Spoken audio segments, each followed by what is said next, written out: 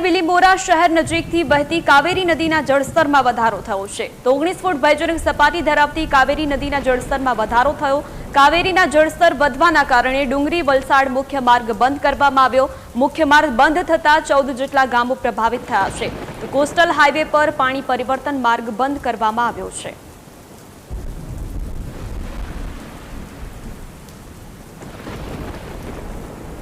ઉપરવાસના ડાંગ જિલ્લામાં પડી રહેલા અવિરત વરસાદ અને નવસારી જિલ્લામાં પડી રહેલા વરસાદને પગલે આ તમે દ્રશ્યો જોઈ રહ્યા છો તે વલસાડને જોડતો કોસ્ટલ હાઈવે પાણીમાં ગરકાવ બન્યો છે।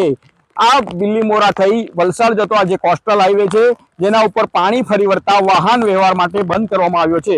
અનેક જગ્યાએ આ રસ્તા ઉપર પાણી ભરાયા છે। હાલ પણ જે કાવેરી નદી છે તે પોતાની ભયજનક સપાટી ઉપર વહી રહી છે અને ઉપરવાસમાં સતત વરસાદ ચાલુ છે એટલે આગામી સમયમાં જે પાણી છે તે વધવાની શક્યતાઓને લઈને આ રસ્તો બંધ કરી દેવામાં આવ્યો છે। આજુબાજુના ગામોને એલર્ટ કરવામાં આવ્યા છે।